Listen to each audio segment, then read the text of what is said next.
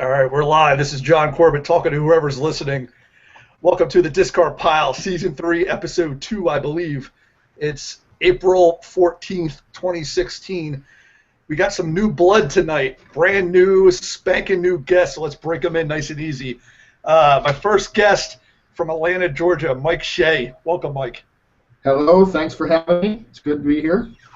Now, Mike, on your Facebook last week, I noticed you were in Ireland. Were Yeah. you setting up a headquarters for a company to avoid paying taxes? Unfortunately, no, I don't have that kind of capital at my disposal. But I was actually there for the 100th anniversary of the country, or of the Easter Rising, anyway, in 1916, and then there was an election season happening at the same time, and it was St. Patrick's Day week. So all of those things were happening all at once. It was a fantastic time to be there. Well, that's the and a great time. well, those things happen. That's the only time you can find a pot of gold, right? Is that? I did, and I'm not sharing it with anybody. I don't care what anybody says. And then the next week, you're at the United Nations. When did you become an international superstar? Well, the short version of that story is I'm part of a non-governmental organization, or a charity organization that's got special consultative status with the United Nations, and so I actually have a UN badge, and I get to go to any open session of the United Nations and sit in whenever I like. I happen to be helping the Georgia State Model UN team compete. And their closing session was at the UN headquarters. So one of the perks of having that UN badge is I get to wander around the headquarters and go wherever I want. So That sounded shady. I don't believe a word of that. I think you're up to something. My next guest from Lincoln, Nebraska, John Carter. Professor John, you're a professor there at Nebraska. Oh, no, not even a little bit. I still have another year and a half before I can claim that title. I am just a lowly grad student. Now, when I was rolling through that way around Christmas time, I found out that there are 6 atheist groups in Lincoln, Nebraska. You would think the over/under is 1, but it turns out there's 6. How many of those are you a part of, John? I'm too lazy to be part of an atheist group. I don't militantly disagree with anything. I just kind of passively disagree with most of it. Now, for people who don't know John, John is the person who ended the Great Nerd War of 2015. He wrote a post because what do you study, or you do the communications? Yeah, I'm a professor of rhetoric and public, or a student of rhetoric and public culture. So that sounds communication. It sounds pretty official. You think that's the one person someone should listen to when a bunch of nerds yell at each other on the internet. So your post, I believe, was called a call for unmoderated forum. That was basically the Treaty of Versailles for the Great Nerd War. It was so eloquent and well thought out that it shut everybody the fuck up, including myself. But 6 months later, we still don't have an unmoderated board. All the things you said, basically no one listened to, right? Seems more or less, but that's the nature of politics, I suppose, that the well-stated opinions may not be anything more than well-stated opinions. Yeah, but you just claim, you have a fancy title. You know what you're talking about. Is it not listening to the experts?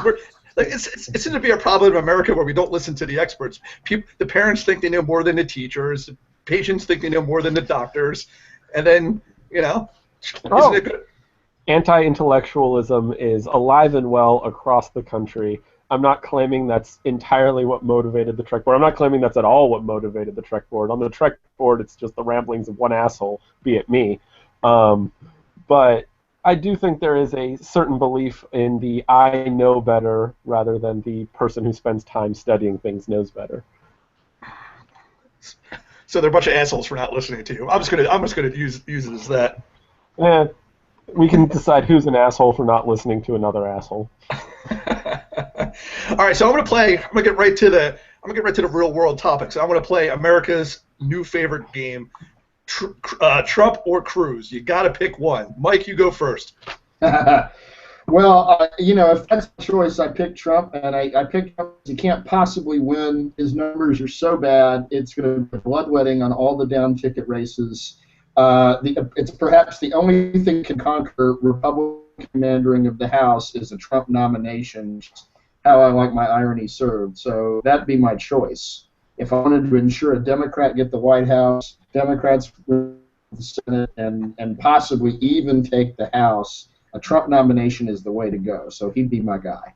No, Mike, you misunderstand me. You have to pick President Trump or President Cruz. I kind of figured that's what you were asking. I was hoping I'd get away with my answer. So if that's the answer, then it's still going to be Trump. Now it's because, as scary as he is to me, he's not an ideologue. I don't think he has any passionately held political convictions, or at least none that he's stated yet. Maybe he's what needs to happen for populism to burn itself out in the United States. Cruz terrifies me. And I think that he believes everything that he says. I believe him when he says he wants to ban abortions, recriminalize homosexuality. I believe him when he's openly advocating for the commission of war crimes. I believe he wants to abolish the separation of church and state. I believe that he's a genuine climate change denier. So Trump's kind of a blip on the radar, right-wing populism that'll come and go. A Cruz presidency could really alter the shape of the republic. So that really frightens me. Yeah, he'll probably nominate Jesus to the Supreme Court. I'm pretty sure that's something. Jesus is too liberal. It'd be Paul. We're Pauline Christians in the United States. Yeah. John, who are you taking? Well, I don't get that Pauline Christian reference. I will say, if given the choice between a populist fascist and a fundamentalist fascist, I'm going to choose the populist fascist as a non-Christian. The simple truth is, if we're going to go to war, I believe Trump is less likely to declare war on me. He's going to declare war on Mike before he declares war on you, but that's different. Trump has said he actually likes the Jews. I don't know if I believe. Whereas Cruz probably only keeps them around for the reckoning. Yeah, I was going to say that's always they know that Cruz loves you more. It's always that sick little why they love Israel so much as a pawn for their doomsday cult. But I wish I could disagree. But I don't have any reasons why I dislike Cruz besides that I think he's a man lizard. I'm pretty sure he can unzip his face because he's just slimy. And my daughter thinks he's a Zodiac killer, and I'm inclined to agree with her. I haven't seen either disproven. So, and the last thing, I was driving through last week. I was towards Atlanta. I was in North Carolina, right when that the bill was going down. North Carolina passed some asshole bill saying that you basically tell people to fuck off based on your whatever beliefs you have. It's an anti-discrimination, anti-bill. I don't know. I got lost in the legal minutia. Basically, Charlotte said, "No assholes, we're not going to do that because we're a city. We like money." And then the state overrode the city. I forget what that. There's a fancy term for that. Not in. I forget the legal minutia. So I'm not so much concerned about. I think everyone can agree that the discrimination stuff's pretty shitty. My problem is the hypocrisy of it. If Republicans they hate big government, they're just tell the government, don't tell me what to do, stay out of my life, but that's okay on the federal level. They hate when the federal government tells them what to do, but here they are in their state house telling a city what to do, and this has happened for civil rights, gay marriage, a minimum wage. So my thoughts are why is it okay for the states to override the cities, John, and not the federal government to override the states? This is easy because states' rights has never been about states' rights. States' rights is what the experts call dog whistle politics. It is a way for Republicans to be racist without being overtly racist. If you look across the history of appeals to state rights, they've only been invoked to defend policies of discrimination and or the interest of Republican donors. They're all for state control when they want to evoke certain moral quandaries or certain vision of the economy. So, I mean, it is hypocrisy if you look at it on face, but it's very consistent with the way that states' rights have been appealed in the past. Simply put, the Republican Party doesn't read the very last clause of the 10th Amendment, which says if it's not reserved for the states, it's reserved for the people, and is more than willing to override the people when their ideology falls into a particular view. You say the people, and I always hear the word sovereignty thrown out a lot. And just as an American, I just have an aversion to that word sovereignty. But and they always talk about state sovereignty. But if I'm no constitutional expert, but if there is any form of sovereignty in America, isn't it the people? We the people are the sovereign of America. So it should go down to the smaller government. It should revert to the most local form of government. So if Charlotte wants to say, no, you're not allowed to tell people. You can't refuse service to people because of your dumb fictional beliefs. Who's the higher, Mike, make sense of this for me. I'm not too smart. So no. I think you're hitting on something. So I think there's a lot to unpack there. If you want to go all the way back to the founding, I don't think that you'd find much support in the Federalist Papers for the Founding Fathers believing that the people would be sovereign in the democratic sense of the word. We're a republic, not a democracy. Well, not only that, but you'd find if we actually had reliable polling data that went all the way back that far, I'd be willing to bet you that probably about 8% of the population in the country was eligible to vote for George Washington or for Thomas Jefferson. And so not only was it a republic, but it was a republic largely controlled by an elite class. So, but getting away from that, American federalism, the problem really is American federalism, because there's really two answers to your question here, yes and no. So the current movement in federalism is and started with Reagan, is new federalism, which is this idea of transferring power from the federal government to the state, and then in times from state to local government. It's this sort of long-running right narrative of distrust in federal power that was born out of a response to FDR's New Deal politics, and so what you're seeing then also in the civil rights movement concurrently is a reaction to that. So with Lawrence v. Texas and U.S. v. Windsor, which overturned DOMA, and then Obergefell v. Hodges, which mandated gay marriage as a civil right, essentially, you're starting to see a return back to this recognition that civil rights aren't a locality issue, they're not even a state issue, it transcends state borders and it's a national issue. And maybe because this particular debate affects me personally, or maybe because of my beliefs in the way the American Constitution ought to work, I'm in favor of rights being determined at the national level, if for no other reason than it doesn't make any sense for my rights to change 4 or 5 times if I'm taking a road trip.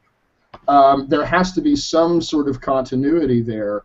And so, and I don't think it's the kind of thing you can leave up to popular vote, because then you get to what the Founding Fathers were afraid of as the tyranny of the majority. The little guy's always going to lose that battle. The minority's always going to lose that battle. And so there are times when the federal government has to step in and say that groups do have claim on certain rights.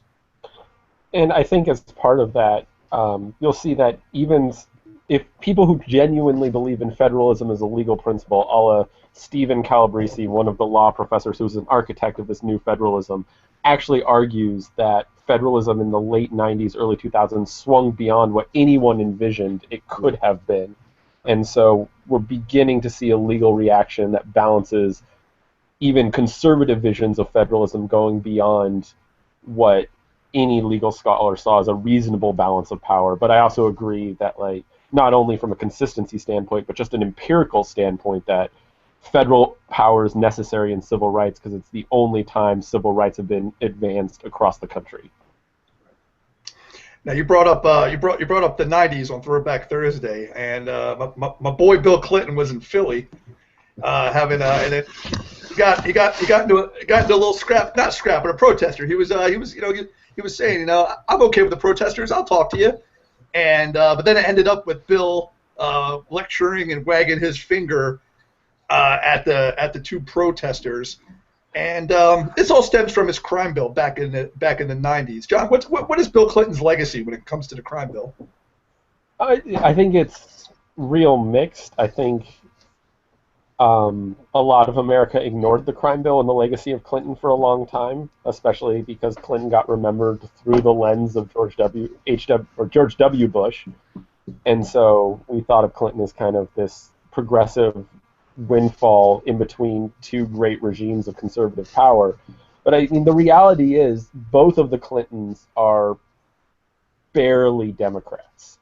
I mean, they are centrist or even, I mean, they are economic-driven politicians at their heart, and that puts them in many ways in line with a lot of old-school Republican ideals. They are 60s-era Republicans. Reagan Democrats. Reagan Democrats, yeah. And so, in that sense, Clinton really didn't have a good record on minority issues, on civil rights, on these types of things. I mean, look at the welfare reform that was one of the highlights of the early years of his presidency. It was built around a rhetoric of the welfare mother, also known as, let's see the ways we can denigrate African Americans without saying the words African American. And so the fact that Bill Clinton was remembered jokingly as the first black president, or is seen to have a progressive position on race relations, I think is a myth that America's created retrospectively rather than a reality of its policies. Yeah, but he connected with that generation of black voters, and that generation remembers the 90s fondly. I mean, I think a lot of people who were, of business age in the 90s remember the 90s fondly because it was an era of economic prosperity, and it was an era where you saw the rise of the black middle class. I don't think that has anything to do with Clinton. I think that's just a correlation implies causation kind of thing, that Clinton was in power, and some of his policies on a broad economic standpoint created the conditions whereby, for many African Americans, you saw some of the best upward mobility in the history of the black population. But that doesn't mean that Clinton was an advocate for minority rights in any necessary large sense. But you called him a populist, so isn't it? A rising tide lifts all boats. Doesn't that fall like? Well, he said to the protesters, "You are defending the people who killed the lives you say matters." And I take that as Bill saying, "Yeah, I broke a few eggs to make an omelet. I took out the bad ones, and I know it's bad." Hillary said super predator, and he's saying, "I'm taking out the gang members and the people who commit crimes." I don't get the vibe off of Bill. Some people, behind closed doors, they're going to say, they'll say racist jokes, racist things. I don't get that from Bill. Oh, no, I'm not saying Bill Clinton is a racist. I'm not saying Bill Clinton had any malevolent intent towards any particular communities. I do think the crime bill and some of his welfare policies were, at best, ignorant of the ramifications they had towards the way that they framed people of color. But more generally, his policies were ambivalent towards people of color at best. And so that there isn't these kind of... Mike, John said too many bad things about my boy Bill Clinton. I needed to say some nice things about my boy Bill. Well, you'd have to blame Arsenio Hall when he let him play saxophone on his talk show. That's where it all started. No, I have to agree with John. I think that the third way Democrats or the New Democrats, it's in any European country, they would be center-right party. And the Clintons' politics have always been that way, and there was a great deal of racial animus tied to the crime bill and tied to his welfare reform, and I think it's stunning to me that a candidate like Bernie Sanders, who's actually running on a platform that MLK would have approved of, universal health care, living wage, attacking Wall Street corruption, dismantling the prison state, so on, and into military imperialism abroad. I think that those are all the sorts of things that King advocated in his life. And I mean, King was, and we don't learn this in school, but King was a harsh critic of capitalism and would have been a harsh critic of our neoliberalist policies today. And that Sanders should not be doing so well, or should be doing so poorly among minority voters, is something that I think probably political scientists could get into a very long debate on. Oh no, But, I think Sanders had one shot, and it was right when the hashtag Black Lives Matters. It was that CNN debate, the Black Lives versus the All Lives Matter. Yeah. That was his one shot to get the black vote, and he went with the All Lives Matter. When you're a politician, you got to run with the ball, and that was his chance to just, go all the way. Hey, you should have said Black Lives Mattered, and he would have had the black vote. Yeah, I mean, I don't know that it's as simple as that, but I definitely do agree with you that that was a misstep on his part, and I think that there's somebody a lot smarter than me said, I don't even remember who, but they said that to the privileged, equality feels like oppression. And I think that what we're seeing in their reaction to Black Lives Matter is it calls attention to a form of privilege that we've all sort of grown, or we, when I say we, I mean whites and particularly white men, have grown comfortable with in the United States, and to have that attacked makes us feel uncomfortable because we're complicit in that, even if we don't really necessarily mean to be, and it challenges the way we treat other people, and it makes us question our own lives critically, and that's never a comfortable process. And so I think it's one of the few times I think Bernie Sanders took the politically easy route when he said all lives matter, because without really thinking about it too deeply, that feels like that should be the right answer, right? Yes, everybody matters. I'm not picking anybody. I'm colorblind. But only you have to stop and think about the level of privilege that it takes to say ethnicity or race don't matter, because what you're essentially saying is, look, in my life, ethnicity doesn't matter, race doesn't matter. I can afford to be colorblind. It's not a part of my identity. You almost never hear a person of color say that, because to them, every day of their lives, the race is a salient part of their identity, and they perceive themselves to be treated differently because of who they are. So yeah, he missed something there. And he also one time he went too far the other way when he tried to backtrack it. He also said, white people don't know poverty like that. White people don't know oppression, and that is true. But there's white people who know what poverty is. I lived in a car for a little while when I was young. I know what poverty. It just felt like he was pandering after he missed a chance, and I know that was just a personal feeling. But I'm like, come on, Bernie. Like now you're trying to. You missed your shot. You can't go back.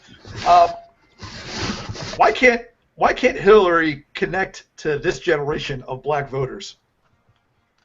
Well. So with black voters, she connects very well. It's really white millennials where she does the worst. Although when you look at groups under 30, she does bad among all of them.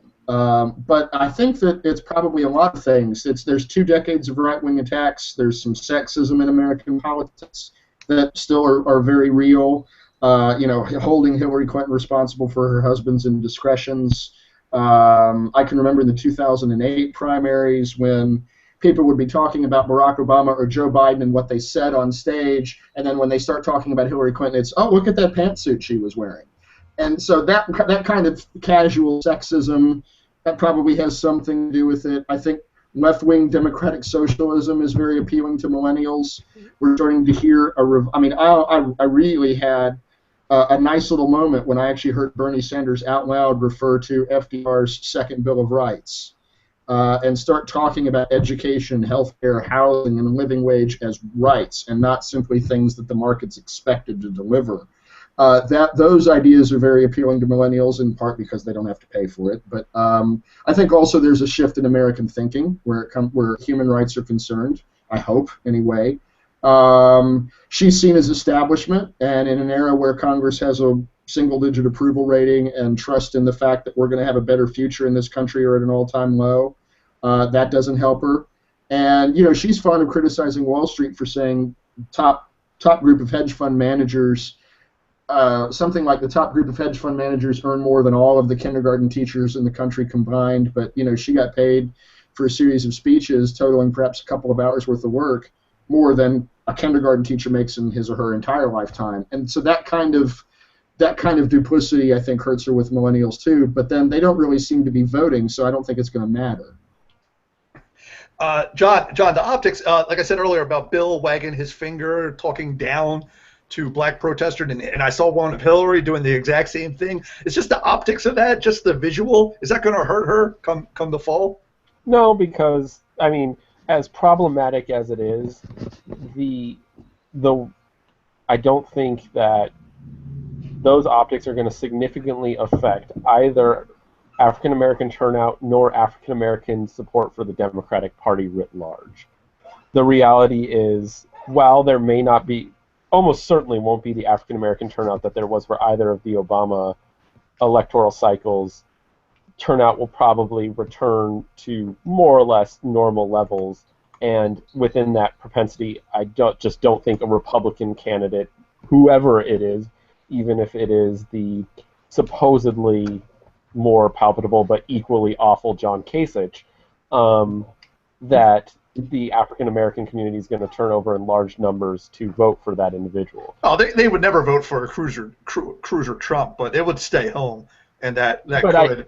But I don't think the numbers of staying home will be of such they won't be an unpredictable amount.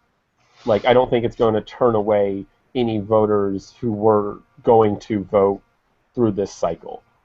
The reality is any voter who was enraged by those things will be equally enraged by the prospect and the realities of a Republican presidency for the African American community, and will probably turn out just to vote against that, if nothing else.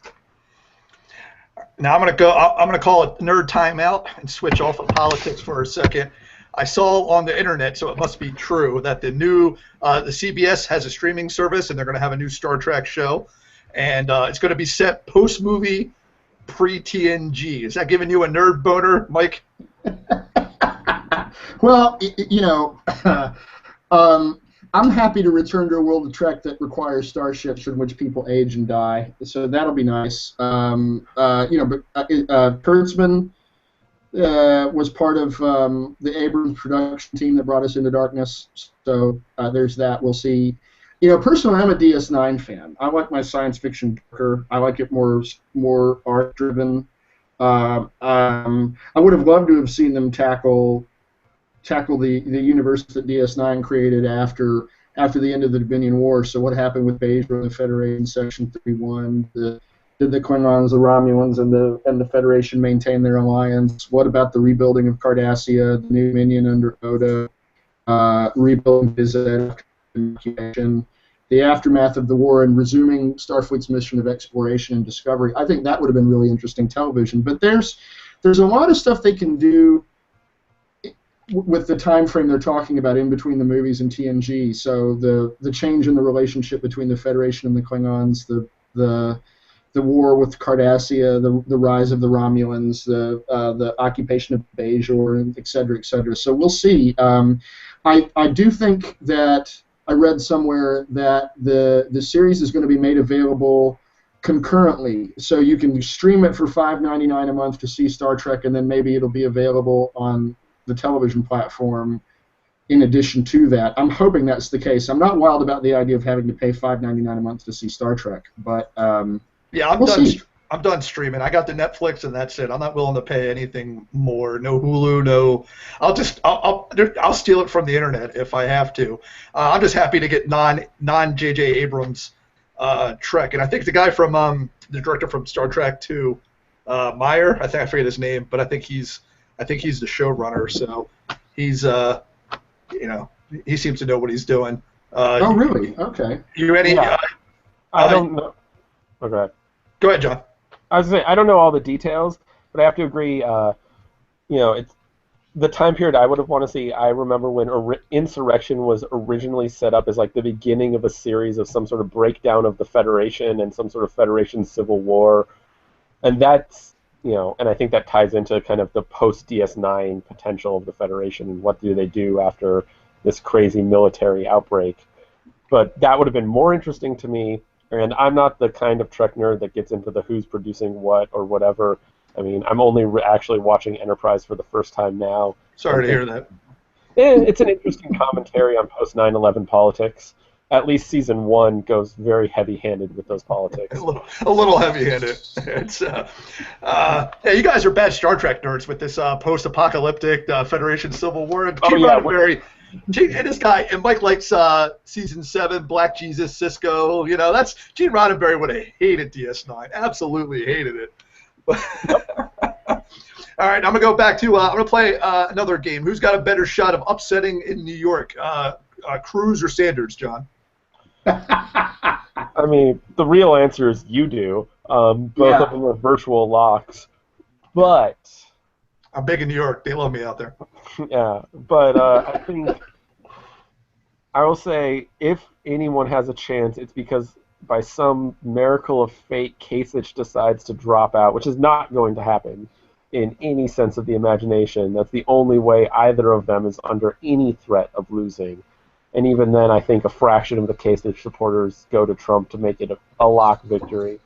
Now, the narrative absent that total is that if you want to say with the 5 candidates that are in play now, probably Sanders, only because Sanders has pulled more surprises, if they can be called that, than anyone else in the election. I don't think he's going to win. I don't think any surprise is going to happen in New York, but that would be the narrative that's most likely. Mike, who's upsetting in New York? I agree. You've got a better shot than actually my dog right here. My attention has a better shot at upsetting than Trump and Clinton are both favored 99% or better to win. I would say if you're just talking about sheer mathematics, then Cruz has a better chance only because it's Clinton's home state. She's not going to lose New York. It's not going to happen. I mean, Cruz isn't going to win either. But you're talking about a 99.9% chance of a Clinton victory and a 99.7% chance of a Trump victory, probably. If you want the mic. Is there any chance that the Democratic convention could end up open? No. Really? There's not even a mathematical shot? No. Not with the states that are still on the board and the polling, and Clinton's going to run the board on the big states left. That'll be more than enough without even the superdelegate math that Sanders supporters, of which I am one, like to complain about. It's the electoral math just doesn't work out. So when the Republican convention is probably going to be open, and who do they trot out to steal the nomination, John? Who's the dark horse? My answer almost still stays Paul Ryan, despite his argument 2 days ago that he absolutely would not take it. But yeah, I think it's such a mess that I like Ryan as the reluctant. Can Paul Ryan win a general? Paul Ryan can't win a general election. You don't have. I don't think. Here's the thing: a contested convention. If it's Trump's going to go in with the lead. If Trump is not the nominee leaving that convention, the Republican Party is doomed. It doesn't matter who's there. The narrative then becomes the person who Republican voters wanted isn't even the person they selected. Why would we expect America to vote for any Republican if their party can't even choose a nominee? And it's just going to be poison on the party up and down tickets, regardless of the outcome. Mike, who are they going to trot out there? And if they do, if it's really shady, if Trump is just a couple short and they do some shenanigans, some tomfoolery, could that break up the Republican Party? Could we see a major party fall apart in our lifetime? I mean, so getting back to the original, I want to build off of something John had said. I think the Republican Party has painted itself into a corner either way. I think if Trump doesn't get the nomination with as well as he's done primaries, even though he does not, he's underwater in every polling group, even among Republicans. There's not a single group of Republican voters where his favorables are greater than his unfavorables. It's the way primaries work in American politics and how they bring out, at least on the right anyway, how they tend to bring out more extreme voters. He's done well, but I think they're doomed either way. If Trump gets the nomination, it may well be the end of this modern Republican Party, and if Trump doesn't get the nomination, it might be. Now, a couple of weeks ago, I would have said Paul Ryan too. I would have said, he's doing that whole Shakespeare Julius Caesar, I thrice offered him the crown and thrice he refused kind of the thing. The same thing he did with the Speaker of the House nomination. No, I'm not interested. No, not interested. No, I'm not interested. Okay, but if you insist, here are my conditions.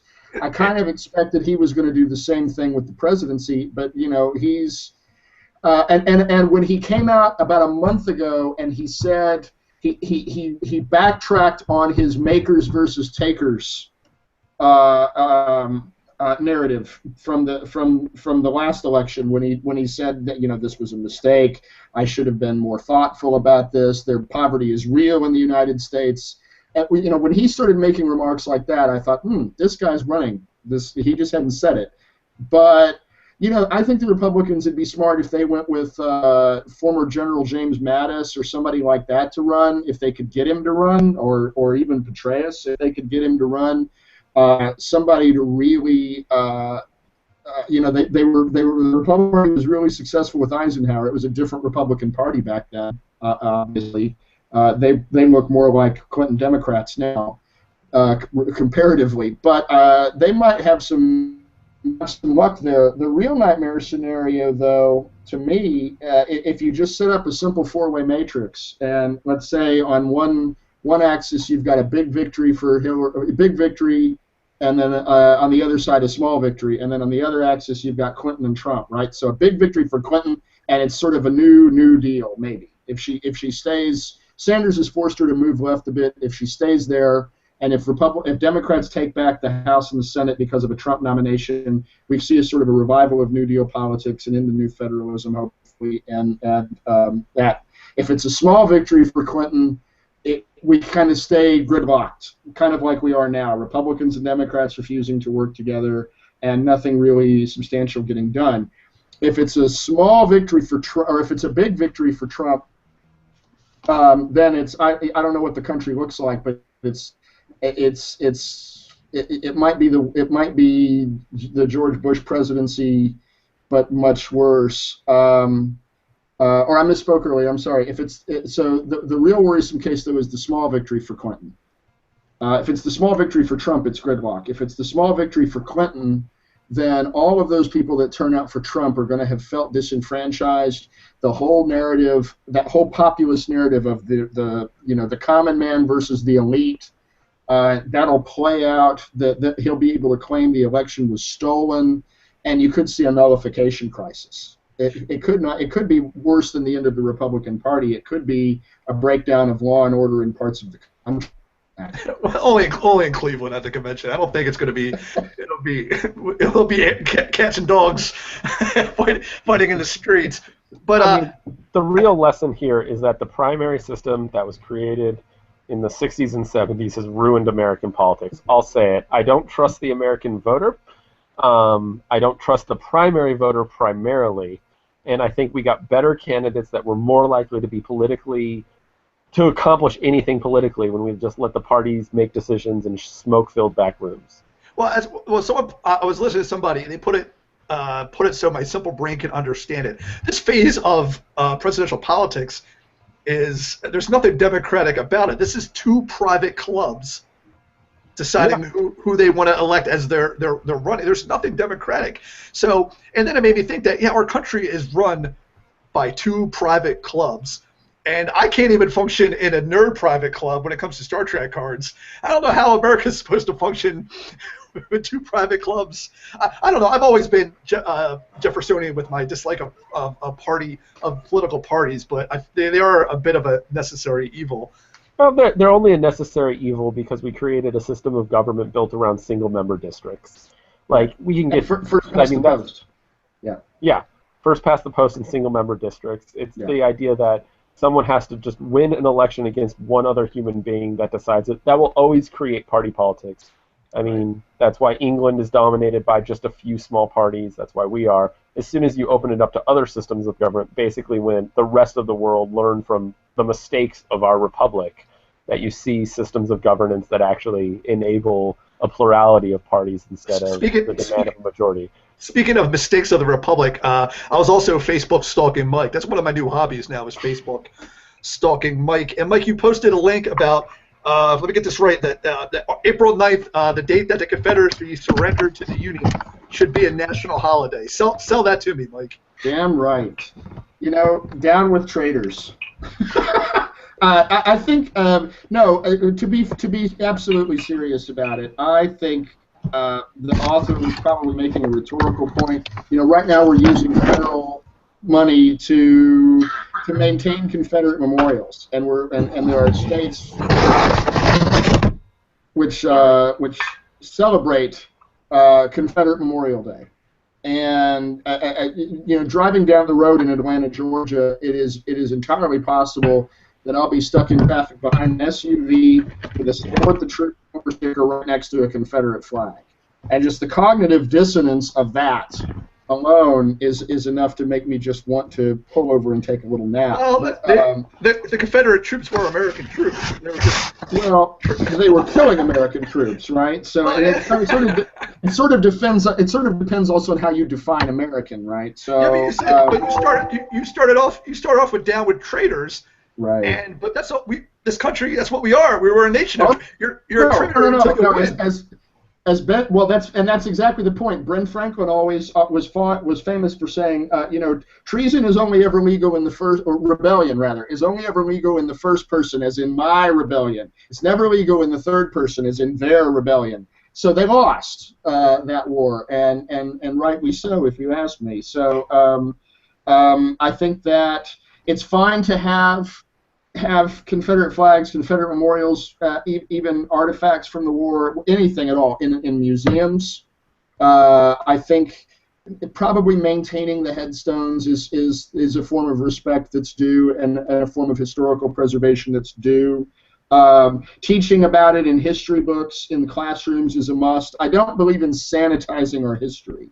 I think it's very important, in fact, that we be more honest about our history and the role that race played in the Republic. One of my favorite political writers, actually he wasn't even a political scientist, but you study him in political science, Barrington Moore, he's famous for arguing that if you really want to talk about the birth of the modern American nation, you don't look at the Revolutionary War, you look at the Civil War.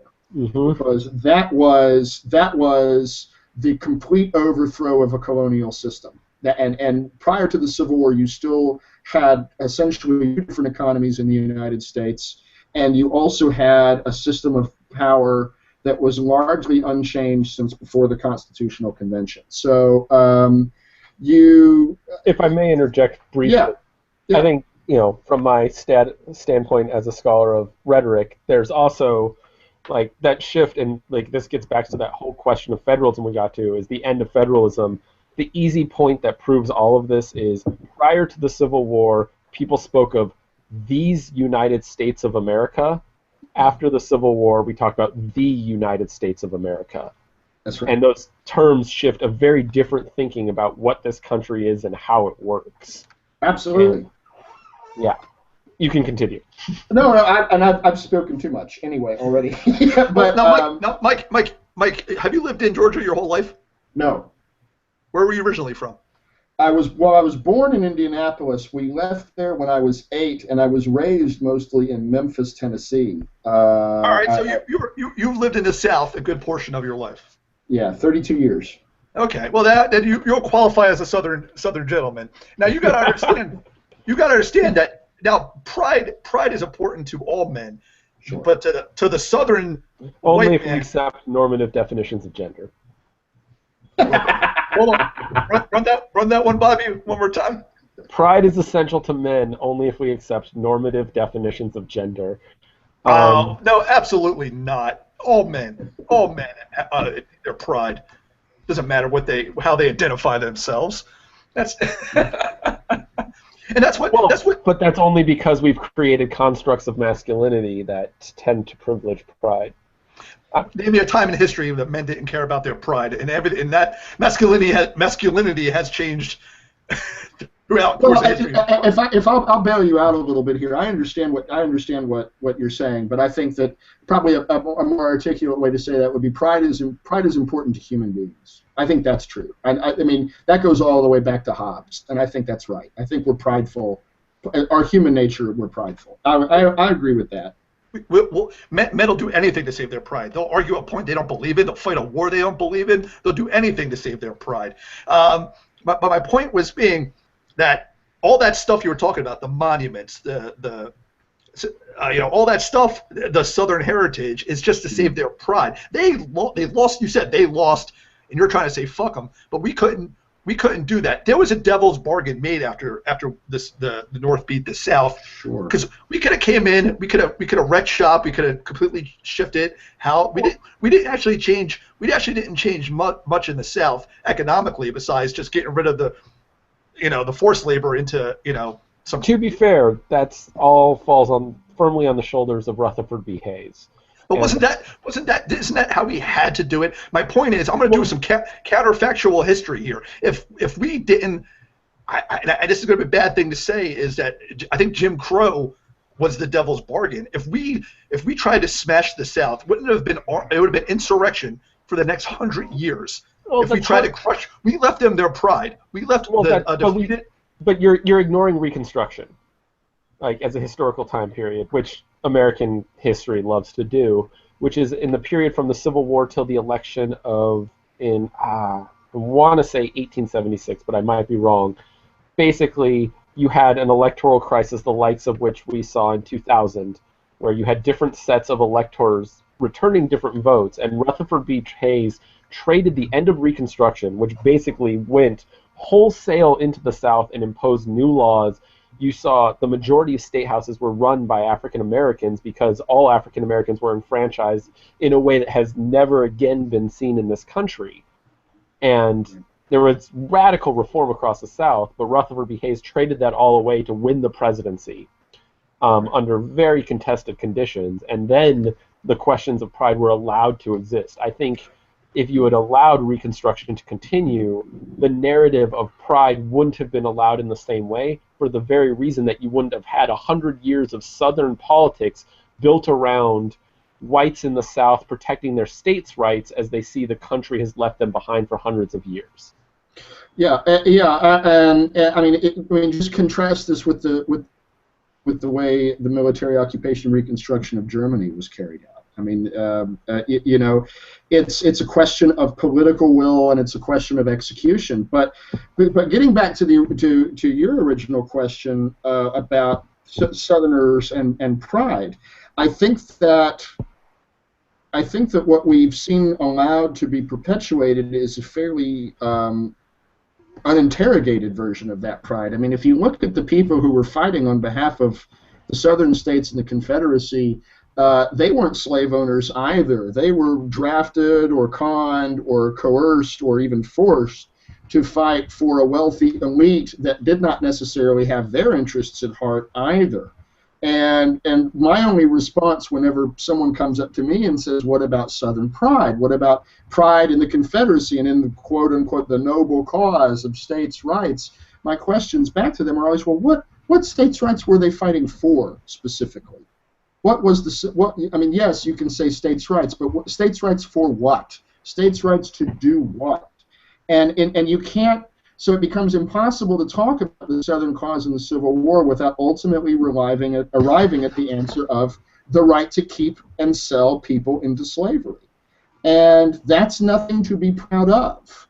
So I think there's a better way to look at it. There's a better narrative to be had than we've allowed to occur, and a lot of that I think ties into a lack of political will to continue Reconstruction through to its conclusion, but also sort of a cynical manipulation of politics, post New Deal.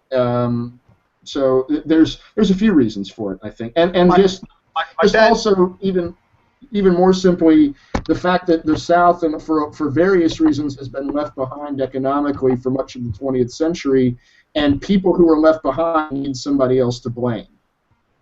So in the South, that's always been minorities, it's always been immigrants, and that narrative combined with this idea of Southern pride, combined with all of this other things that's been allowed to fester, creates a kind of a toxic cocktail where it becomes impossible to talk about removing the Confederate flag or Confederate monuments without attacking white identity.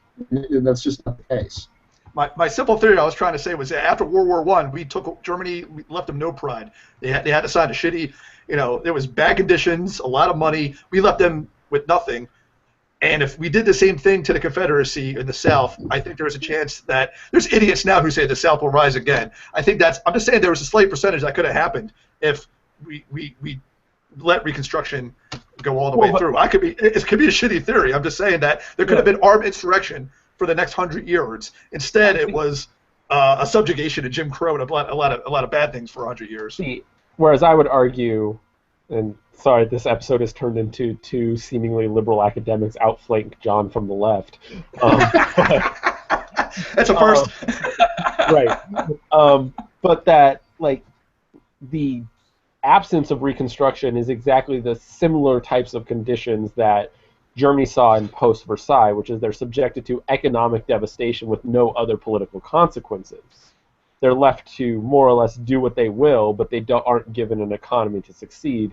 The difference is they don't have access to military or industrial production in the way that Germany does. So the entire reason the South didn't rise again, I think, is only because there were not the industrial centers in the South to allow them to challenge the North in any meaningful way, rather than some sort of accusation that Reconstruction was a jackboot, would have been a jackboot condition that forced them to revolt. Yeah, but they could have just had militias for 100 years and had, like I said, it would have just been an insurrection. I mean, it would have been it was called the plan. My point was, isn't it better just to let them keep their pride, let them keep their flags, let them keep their monuments? That's all that's all kind of settled now, but it wouldn't have been settled. It's been settled since the 60s or 70s when it comes to just letting all that shit go. Now, Mike, my only problem with that holiday was that it had a name. It was called New Birth of Freedom Day, and that is some shitty branding, man. You got to give me a better name. I don't have a better name, but I'll agree with you. It's shitty branding. Yeah, a guy should work for the CC with that kind of branding. But I know I think we could all agree we get rid of Columbus Day, right? We get rid of a holiday celebrating a genocidal Italian. Sure. Why is that still a thing? Why is Columbus Day? Historical ignorance. Yeah. All right, I'm going to wrap it up. Mike, you got the Atlanta Regional. You're fresh off the success of ATL Masters. That was a raging success. What's going to go down at Atlanta Regional? Why should I tune in and pay attention? That's a great question. So first of all, thanks for showing up for the Atlanta Masters. I hope that you enjoyed yourself. We enjoyed having you. The Atlanta Regionals. The smart money or the safe money, I guess, but hopefully a better way to put that is on Greg Hodgin. I've read on the forums, but I'm hoping that if people tune in, they're going to see him dethroned, or whatever the phrase is. I'm hoping for an upset at Atlanta Regionals, if for no other reason than just to play group region competitive. And so I'm confident. Now, unfortunately, I was trying to schedule it and make it back to Lincoln, Nebraska for the regional. John, were you able to recruit enough people yet? I think the Lincoln regional will be a go. We've got people coming in from, I'm pretty sure, North Dakota and South Dakota, and I have a few regional players to at least make minimum numbers meet. I invite anyone to come out. I will, at the minimum, buy you a drink. But I also say that the South Dakota or the Minnesota regional this weekend, I have officially registered for as of a few minutes ago. So I'm willing to challenge the presumptive favorite of Kevin Yeager. Pro tip: take a lot of timescapes. They love weenie decks, and they love attempting. They love solving missions with 4 guys. That's how they get their nerd rocks off in Minnesota. I don't care too much about the 2E regional. I'll play in it. It'll be fun. 1E, I know Kevin Yeager comes with Battle and Capture, And so I think being ready to counter that will shut down his primary tricks. I played 1E for fun at the Minnesota Regional, and after our game, somehow I managed to go 2-2 in first edition with a deck I really don't know what I'm doing. And then after a game, Kevin won, but then Justin came over and was like, "Oh, you know, it turns out Kevin was doing something you weren't allowed to do." And I treat 1E cheating like, no one it does it on purpose in 1E. It just happens. Yeah, it's such a shit show. But the problem with Kevin is that he always knew what my cards did. So at the end of the game, to find out that he didn't know what his card did struck me as because he told me like 5 times that I was doing something wrong, and then it turns out. So I don't know. Sometimes people are always paying too much attention to their opponent. All right, guys, thanks for coming on. It was a good show. We'll be back on next month, I hope. But for now, like Greasy Ducat, I'm kicking you out of the Discord pile. Good night.